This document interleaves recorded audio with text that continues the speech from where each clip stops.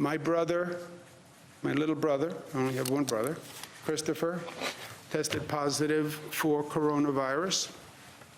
A lot of people are concerned about him, obviously, people in my family, but even beyond that.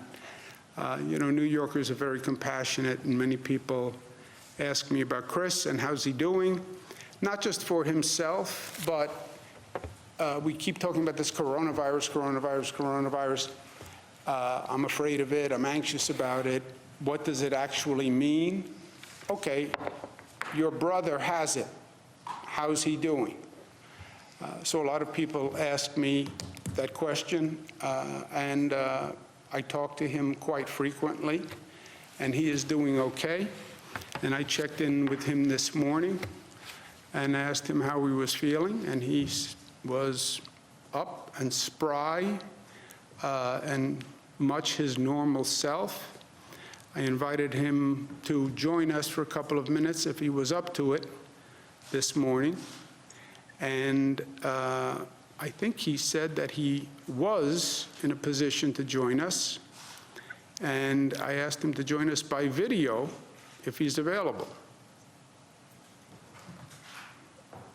There he is, with his hat, Cuomo Prime Time. Say hello to Kia there. I saw it. It's hard to miss.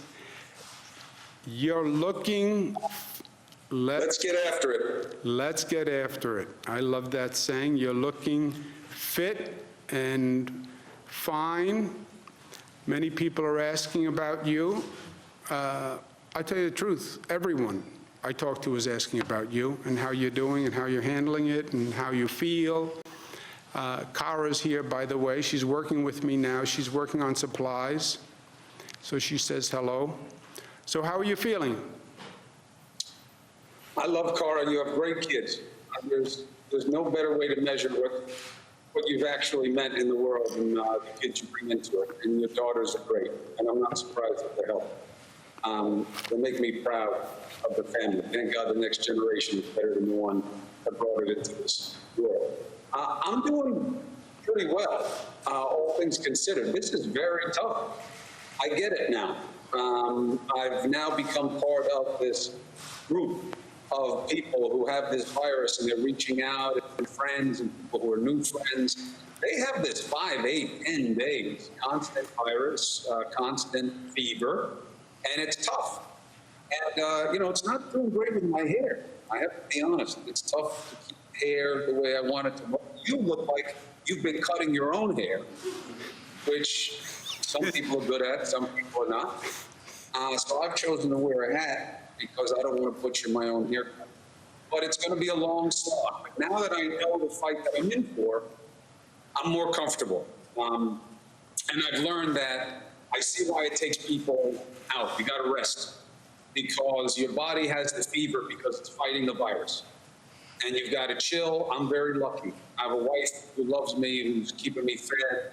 I got a nice place to be. So many people don't. You've been very smart, Andrew, in getting people to think about how they can reach out and help people without contact.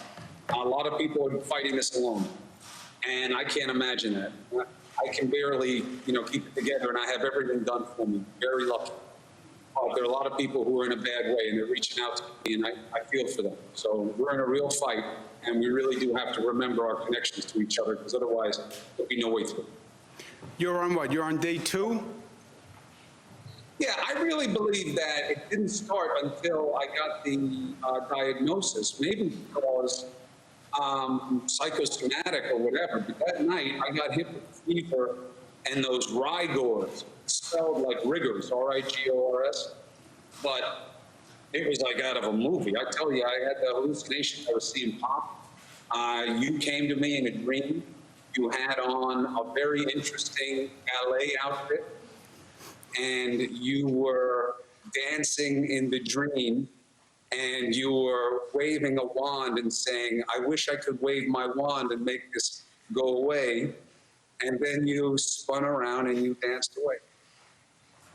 Well, that's there's a lot of metaphoric reality in that one. I thank you for sharing that with us. It was kind of you. Obviously, it I can't has. get that picture out of my head. That's all I see. I look at you. Obviously, the fever has affected your mental capacity and Yeah. And being alone all the time. I think everything I say is funny. so you still have a fever? Do you have a fever today? I have a fever right this instant, Governor. Really? Well, you look good. Oh, yeah. I have to tell you, comparatively, you look good. Well, first of all, I appreciate that. I must point out to your audience that you have expressed concern about how I look after today's hearing several times, and you didn't like my hair. You thought that I was giving a bad look of survival of the virus. No, look, I think I'm doing okay. good. You look good. You sound good. I know that sometimes we joke. I'm not going to do that today. You know, rule one is never hit a brother when he's down, and you're literally in the basement. So I'm going to refrain from any rebuttal today. I don't know, Andrew. I have to tell you, this is probably your best chance. Because when I'm healthy, you know what happens when we go toe-to-toe and I'm healthy. So really, if I were you, now's the time to strike. Yeah, but see, that's... You may get sick, but I would come for it now. Once I'm healthy, I'm not going to forget all the jokes you made at my expense. I saw the picture you showed of me the other day. No, look. Raised my fever. I went ahead. No, look, first, I have no doubt that you would hit me when I'm down. That's the difference between us, and that is my point. That's not who I am. I hadn't made any jokes. It was not a joke. Some people misinterpreted what I said. I said that I was going to send you a book, because I know you're just walking around the basement there, that I was going to send you a book on a beginner's guide to striped bass fishing. But that's only because, you know, you normally fish for porgies, and it's totally different to fish for striped bass than porgies. I was never saying anything that was in any way offensive. Well, I appreciate the book. I like to learn. I love to read. I love to fish with you. It's one of my favorite things to do. You're the only person I've ever known who fishes in all white, because you have no expectation of getting any kind of fish or any type of substance on you at any time when you fish, which has been great training for the virus. You have lived a sterilized existence pretty much the entire time I've known you. Yes, I believe you can fish and still stay neat and clean. I'll tell you this. I love these press conferences. I think you should have one every day. Yes, I have been. I know you haven't noticed. Oh. Yes. Sorry. Yes, it's sort of like the way you have a show. Yes, I do a briefing. You have Cuomo prime time, I have Cuomo all the time. That's the difference. Yeah. Yeah, the hats are available, by the Yes, way. it is a good-looking hat. And 1 hour a day. I work 23 hours a day. That's like the mathematical balance. But You anyway, need you to. You have to stay. Yes. That's your job. that's my job. I do believe this is going to be a great public service in a ironic way. People are curious about coronavirus. What does it mean? What happens if I get the virus? You living it, showing it, doing the show, reporting on how you feel, reporting on what you're doing. I think it really it demystifies this. It takes a lot of the unknown out of the equation. And I know it's a terrible, unfortunate circumstance for you, but think about it from a journalistic point of view, a public service point of view. You are answering questions for millions of Americans. If I get it, what happens? What do I do? What do I look like? How about my family? By the way, best news is, thank God, your family doesn't show any symptoms. Knock for Micah, yeah. Because if your wife had any symptoms, you would be in the basement for a lot longer than this virus would keep you in the basement, my brother. But Let me tell you, I don't know how I would do it without it. I mean, I've always been emotionally dependent on my wife, but now I don't eat without her, Christina. That's a The problem. kids won't come anywhere near me. Yeah. The dogs won't even come down the stairs. Well, there's I that. had to trick the dog to come in to take a picture with it. Is that a relationship was- issue, or is that like a canine instinct issue? I think that, people get into survival mode, and they're like, look, big dog went down, doesn't mean we all have to go down, and they are keeping their distance. I get a FaceTime alert every once in a while. I get a text message. They are all very proud of you and what you're doing. I know how hard this is for you. I know it's frustrating when you can't control what you need, and you know what you need, and you know how important it is, and you can't get it. And that is very tough, and I've watched it in real time with you. And I can tell people, of course, I'm your brother. I'll never be objective about you. You're my favorite guy. But I've never seen you work harder than now. And I've never seen you have this kind of desperation to source equipment, and you're drawing in from everybody you know. And you've done everything you can to stay positive with the federal government. And that is so important right now. And you're doing everything you can. Unfortunately, look, what's one of the big lessons in life that Pop always used to tell us? Certain things you're not going to be able to control. Certain things are going to happen. This virus is one of them.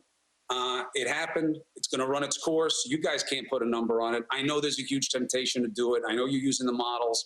I talked to Dr. Fauci and all the different experts. People want timing, but we got to be realistic. We don't know how long it's going to last. We only know what we control, which is staying away from one another. And if we do that well, things will go better. But sometimes in life, you got to ride it out. And when one of those experiences now, people will remember this period, maybe more than any other period in our lives. And people will be remembered for how they stepped up right now and what they did and what they didn't do. And I'm very proud of you, big brother. I'll tell you that. Well, look, I've said at this briefing, this is a transformative moment for the state, for the country. I believe that. I also believe it's a moment where you really see what people are made of. When the pressure is on, that's when you see all the cracks and you see all the strength. It's easy to be nice when everything is nice, but when the pressure is really on. And for you, when they told you you tested positive, a lot of people's instinct would have been to get in bed, pull the covers over your head, and just lay there. For you to get up, do that show, share with people, that is a strength and a character strength that is really incredible. And we joke a lot, but the strength that you showed here and the dedication to journalism and your skill and your ability to make this okay for people and to communicate it. You can do the coronavirus, have the coronavirus, but life goes on. I've been saying 1,000 times, 80% of the people get it and they will self-resolve, but you're showing that. And not many people would have stood up the way you have stood up. And I've always been proud of you. You know that. On a basic level. Not only do I love you, I've always been proud of you, but I've never been prouder of you than I am right now. You go get some rest. I love you. Everybody loves you. This is going to be fine. You're going to get through it, and you're going to do a beautiful public service in the meantime. And I'm proud of you. And then we'll go fishing, we'll have a drink, and we'll laugh about it. Go get some rest. Thank you for taking the time. Can't wait for that. And I know that I have to take care of myself. I won't do the show all the time. I'll do it whenever I can. People have been very nice in saying, don't work too much because you don't want to compromise fighting the virus. They are right. You're right to say that as well. And I hear all the advice. I love you. Thank you for letting me join today. I'll enjoy watching this now that I know it's a regular thing. I'll watch it every day because I'm stuck in the basement. Thank you. Thank you for saying such loving, supportive things. If you need me, you know where I am. Rule 1, never hit a brother when he's down, in the basement. Love you. In the basement. In the basement. Love you. Ciao. Bye.